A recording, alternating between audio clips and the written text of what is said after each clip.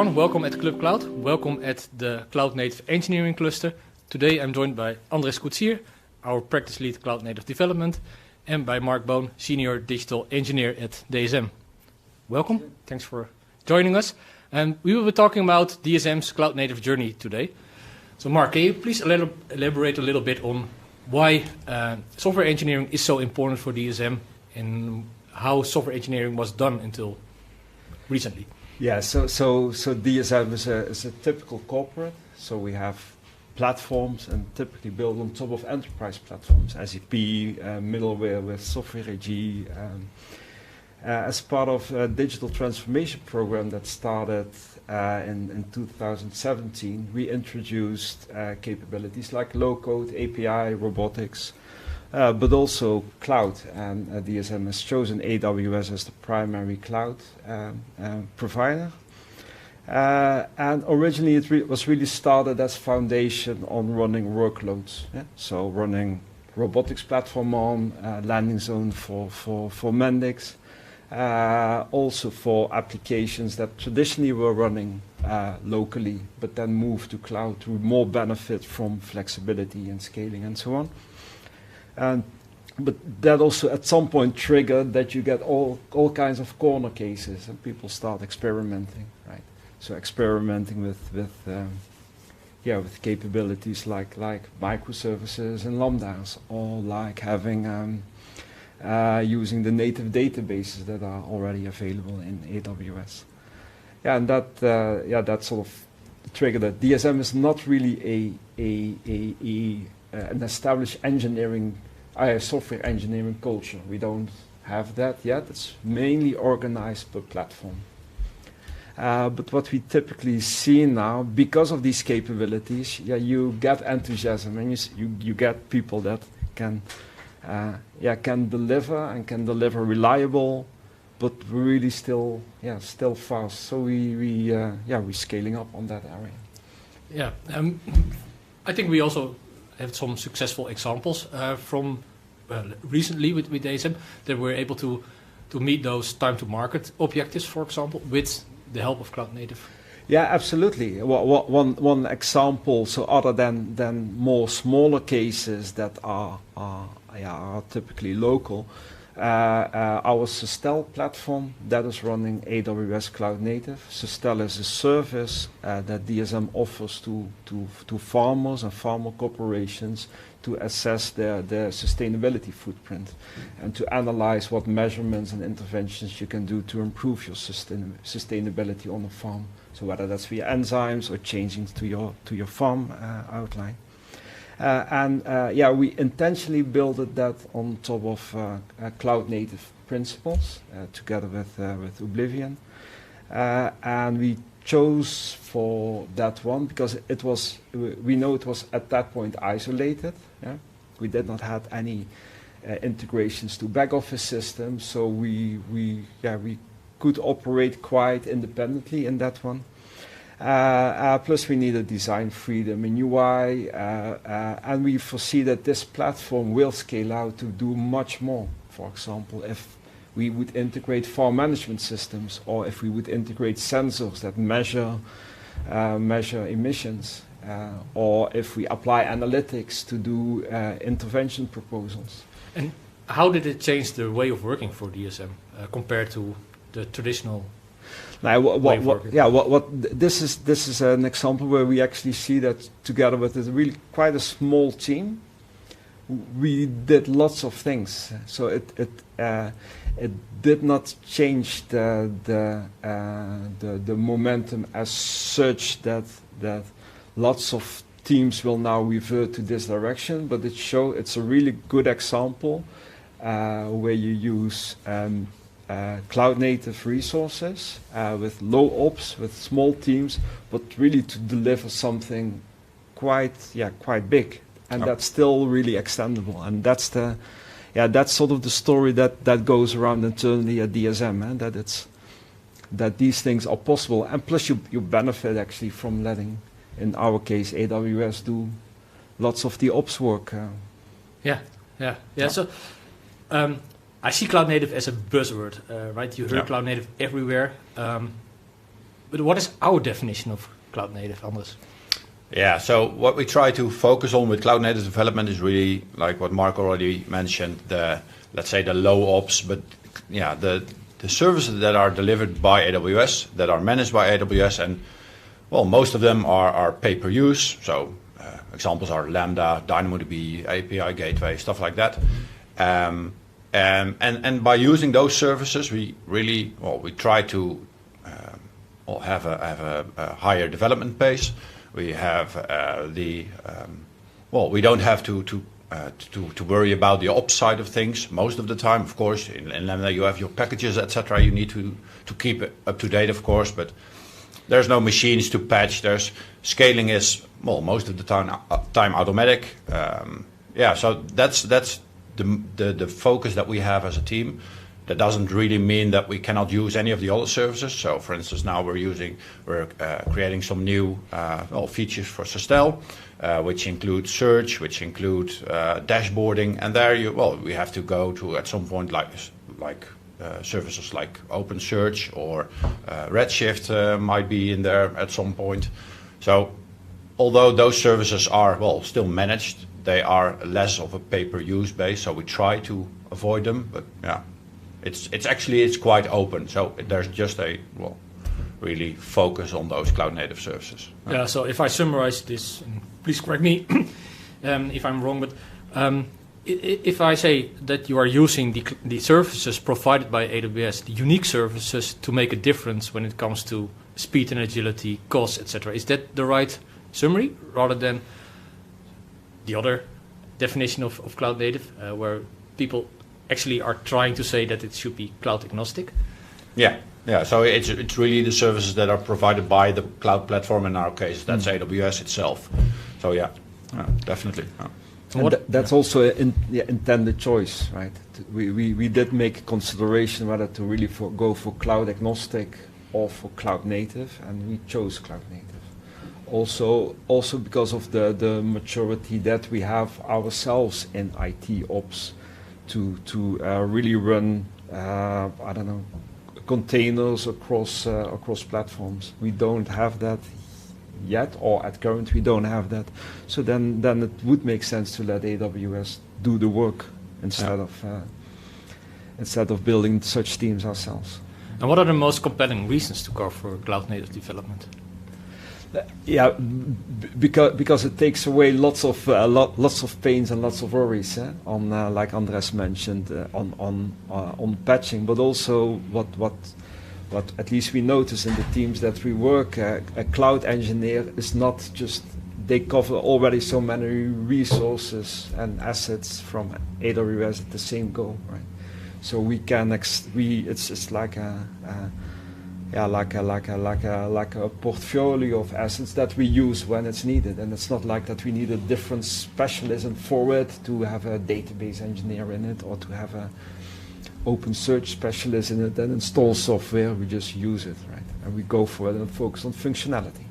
Yeah. So as an engineer, it's almost like a candy store, right? With all it is a candy store, absolutely. Cool features, and that you are actually able to build and deliver quickly, and respond quickly to changes in business requirements, for example. Exactly, and also to try it out and decide that it's not working, and then you're not spending 3 months on a proof of concept. You're just trying it out in a week, and you make a conclusion on it. Yeah, and then no difficult procurement process, etc. Absolutely. And can you tell me a little bit why DSM actually choose to go to the cloud native direction? First for the Steyn platform, we know that we need to do that. That's a bespoke platform. We know that we have to do custom development for it,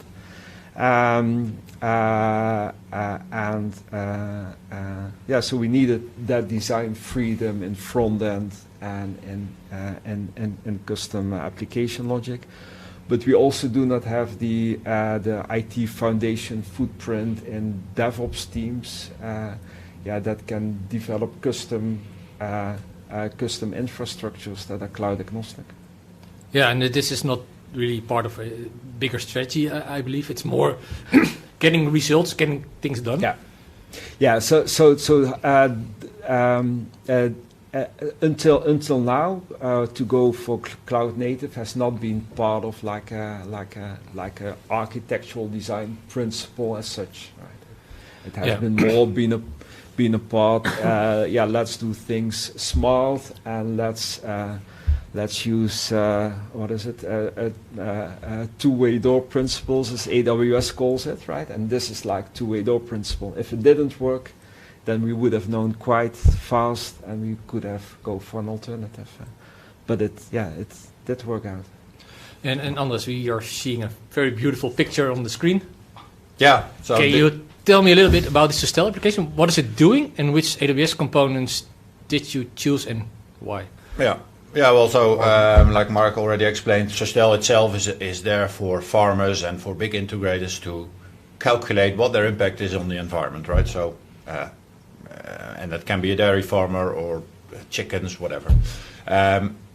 In this system, what we do is we collect all the data, we normalize it, and then at some point we connect to, and well, that's what you see on the right side. We actually connect to external APIs to do the actual calculation, because that's really a specialist job, and we use a partner Blanc for that. And then with the data that we receive, then again we will process it, and we will make it in a available for dashboards. We will make it available for comparisons, etc. So what we did here is we really focused on trying to write as little code as possible as well. So we went for, in this case, AppSync, where we could actually just map the data to our API without any Lambda resolvers or anything in between. At some point, of course, we also needed stuff like Lambda, so then we started coding on the backend side. But that was more for the integration, let's say, to either the external APIs or, in this case, stuff like OpenSearch or the data warehouse or the data platform in the future. And for the rest, what you see is actually it's I think 90% of the actual backend is actually just AppSync and DynamoDB with resolvers in between that actually do all the authorization levels and handle some of the logic, some of the validations. And when you look at service selection, what we did is our first focus was, okay, how can we get as much done as possible in the least amount of time? And for us, that was AppSync with DynamoDB. If you look at the other services, that was just there, like let's say the external dependencies or the external connections. The choice is almost logical to go for stuff like Lambda or OpenSearch. And then during the project, did you face any big challenges?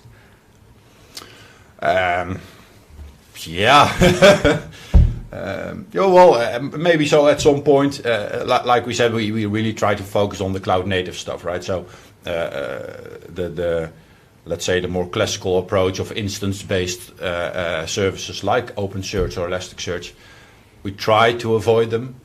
So we did some small POCs to make it happen in S3 and Lambda itself, or maybe Athena. Already very soon that proved not to work out for us. So then we quickly switched to Elasticsearch. So I think those are, let's say, the main challenges that we face is sometimes you have multiple options for a service, and we try to focus on the low ops side, but that doesn't always mean that's the right choice. So that's why we went for something like OpenSearch in this case. And are there any specific services you, from an ops perspective, not want to replace, but where you see the most risk when it comes to scaling, for example? In this model? In this model, in this model. I think the platform will grow. I don't think that we are hitting a scaling issue very soon, but still have to start measuring and monitoring this better than we do. If Sustell, as it intended, will become a global services, then scaling, I don't see those as challenges, because you have the candy store available in regions, in capability and replication capabilities, so that I'm in cloud front for any good performance on any side. So I don't see yet much challenges. Yeah, maybe the only thing, it's not inside the platform, but maybe so at this point we are using external APIs, those might at some point also need to scale. Yeah. So that's the dependency that you have. Yeah, but that's also what we addressed there. So we can only grow faster if the backend APIs can also scale. So if we want to analyze 1,000 farms in 2 seconds, then the backend must be able to support it. Yeah, and from an architectural perspective, because choosing AWS native services versus the vendor login or the switching cost, how do you make those decisions? Now, as a corporate, you always will have a login anywhere, right? So we are known to have logins to SAP, to Mendix, to Software AG, to Blue Prism, and so on and so on. Yeah. To things that we do in Microsoft, and I think we think that the cost of switching is not necessarily due to the login, but it's also is a different paradigm. Yeah, and it's also, we could have chosen in this case cloud agnostic, but that has a price that we had to do things more that we were not used to do more. Yeah, and you have to take the cost up front, right? And now you can wait until you have to switch, and then... Exactly, and then it's part of a business case. And it's not like... no, I think, we see, and in this case and many other cases already, that this is working out really, really well. And also for Sustel, what we started actually with making a sort of a set of design principles. Yeah, and for example, configuration over code. If we do code, it's this and this. If we do data, it's these and these platforms. And we've actually made a sort of a quite pragmatic list, I believe. But we still use that also for other platforms, and we still refer to it as like the guiding principles for any solutions that we do now at AWS. And in the actual development of this application, you did it with a team. Was the team already known with AWS, or you had to do some education? Or so at the start it was we had product owners obviously at DSM, a team from Oblivion. At the start I was embedded with Vinicius, a colleague in Sao Paulo, and sort of it was learning on the go and struggling on the go. To be fair, but that's also in my experience a nice way of learning and also replicating those principles to other cases. Yeah, because we also have another case to show. Maybe it's nice to switch to machine to cloud. So this is the machine to cloud project. Well, actually, I think you know more about it, but from a technical perspective, what we did is we want to monitor all the machines in factory sites, right? And those, let's say, all those sensors are internally hooked up to a system, and all the data is actually stored in an historian or in a SQL database or in any other system. But all those systems were actually blocked from the internet, so they didn't have any internet access for security reasons. And still we wanted to get all the monitoring data as real time as possible into a centralized system, so we could do alerting or stream it to the data platform. And for that we helped implementing this solution with Greengrass. So at every site we now have a Greengrass device that's being managed from AWS. So that Greengrass device on site is actually able to connect to the internet. Maybe it's good to explain a little bit what Greengrass is. Yeah, okay. So Greengrass is it's part of the IoT suite of Amazon, and what they allow you to do is they allow you to set up a local device, an edge device, at your home or at your office or wherever you want to. But still being managed by AWS and still being able to connect to services like S3 or Kinesis for streaming data, or the IoT services like MQTT, etc. So with that service, we could then actually, well, connect to something on site, have it managed from AWS, and well, collect all the different data. So what we actually then did is create multiple collectors from that on that device. So we could connect to a SQL server, we could connect to an historian using OPC UA, and there's actually already you made some extra connectors, and that allowed us to, well, in a very simple way, actually, with some configuration files, extract all data and stream it to the platform. Mm-hmm.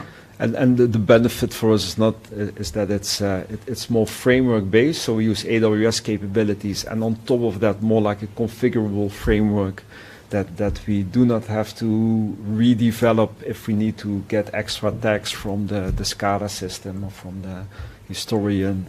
But that's just configuration driven. But it also generates a more consistent output, because the data engineer at the end, is always can also sort of standardize their templates on the data that's getting in. Yeah, if I compare this diagram with the previous one, it's completely different looking at the architecture. How do you deal with this from an enterprise perspective?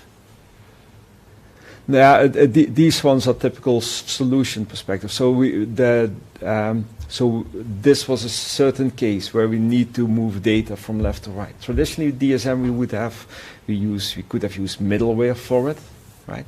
And then have middleware processing it locally, and we have issues with specific firewalls and rules and getting cross-site and ability to understand different languages. Middleware is typically focused in our case at SAP and enterprise systems, and less at local systems.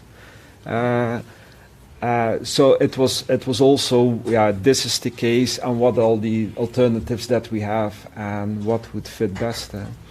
There are other sites that use specific vendor software for this scenario, but in this site, this setup is used by what we call the material sites that make engineering materials or protective materials. We now have this running on 2 sites, and we'll roll out to 3 other ones very soon, and after that there will be more coming. Yeah, the sky is the limit. It's easy. And it's easy. And we see now cases with other connectors to other systems, but also now with a SageMaker model running in cloud, combining with SAP and LIMS data. LIMS is for sampling testing, getting recommendations out, and then streaming that back to the device, and the device updates that one to the DCS, so that an operator knows that something needs to be checked. Yeah. And if you look to the future, so you told me prior to this meeting or session that you are on a tipping point now. What does it mean? The mean is that we see the cases that we're doing, and there are 5 others as well where we really show that this type of development works. And not only to do pure AWS based, but also AWS in combination with Mendix and in combination with API and so on, right? Or in combination with robotics as microservices. So that also means that we are now have to consider to do things uniformly more better, whether that's in code quality checking, whether that's in shared artifacts across these projects, whether that's in how we do pipelines in general. Now every project has a freedom of solving it themselves, but we want to sort of let the fast growers be able to still accelerate, and have the teams that are less developed on that really learn from those practices that are already done on platforms like the Sustel. Are you also thinking about packaging those solutions into reusable building blocks for all the teams as well? Oh, yeah, absolutely. So that's we see that in our analytics platform. That's also AWS based, and we're now starting with CDK packages on exposing SageMaker models via AppSync, or on making templated front-end apps that connect to AppSync. Yeah. So, Andrès, if you get a carte blanche from Mark now, how would you help DSM? If I get a carte blanche, so food, but also AWS. Yeah, well, I would maybe work with teams together to get more into, well, let's say the AWS services and into what the platform offers natively. And I think DSM as a whole, or any company as a whole, can gain a lot of speed and agility on that if you really use the power of any platform. So I think that would be my main focus point. Yeah. And would it also be, because now we are pushing data towards the cloud, and there we have that candy store with all the nice features. Would you also say, well, please go and start experimenting with, of course you have to be careful with the data, but with new AWS services, new features, new... Yeah, definitely, because then you learn so much. You learn how the product works or what it can bring you, but also what it can't bring you. So what are the limitations, or what are the use cases that are fit for this service? And I think those learnings, they are all really valuable for the teams. Yeah. And within DSM, do you have some education programs to get the developers, let's say the less developed teams, to a higher level? Yeah. So as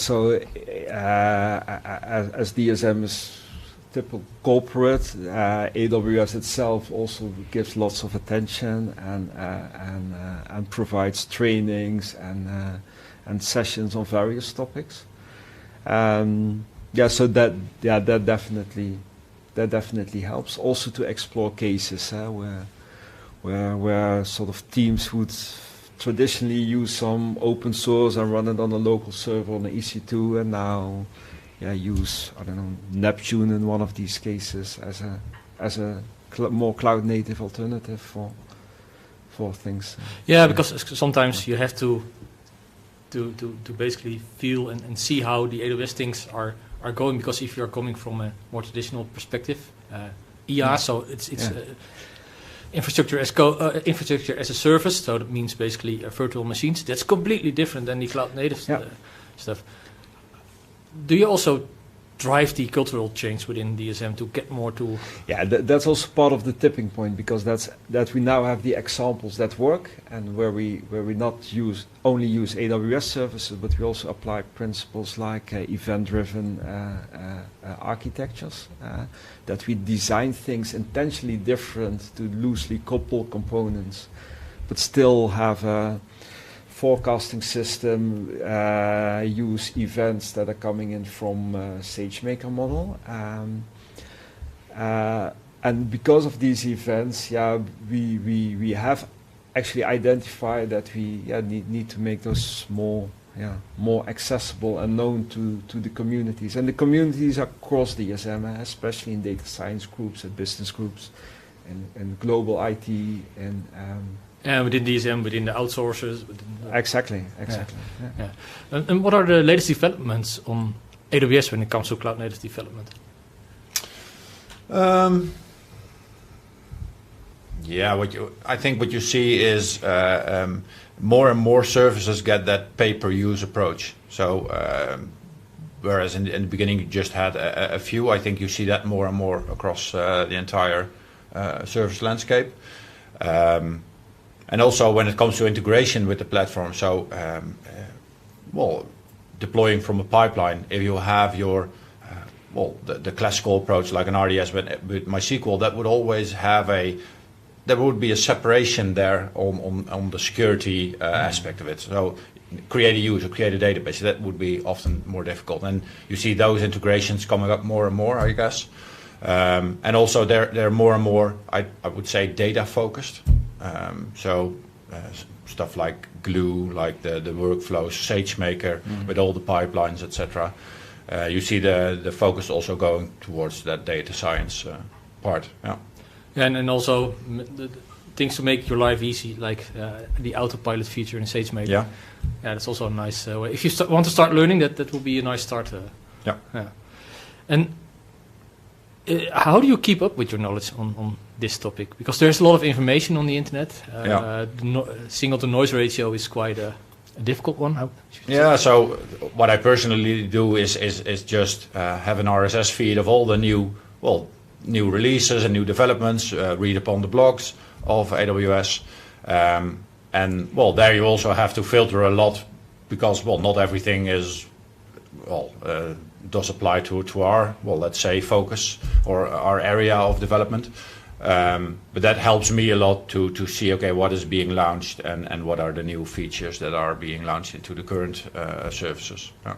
Yeah, and Mark, from your end, do you see any, golden sources for keeping up to date with your knowledge? I'll ask Andrès. Oh, you would just call Andrès and promise him a beer and a piece of meat. Yeah. Exactly. Yeah. So, okay, do we have any closing thoughts? We talked a lot about DSM and the direction they are going. And do you have any closing thoughts for our viewers at home? We saw really for those cases that it makes easier and that we can start with automate first and have developers write infrastructure, because for us that is combined with cloud native, to use also cloud development kit with it. That makes that really resonates with developers if they have the controls on these things and use these services and actually just have a few lines of code to benefit from them. That resonated definitely at DSM. Yeah, so go build, experiment, build fast, etc. Exactly. Yeah. Okay, thanks everyone for looking. Thanks all.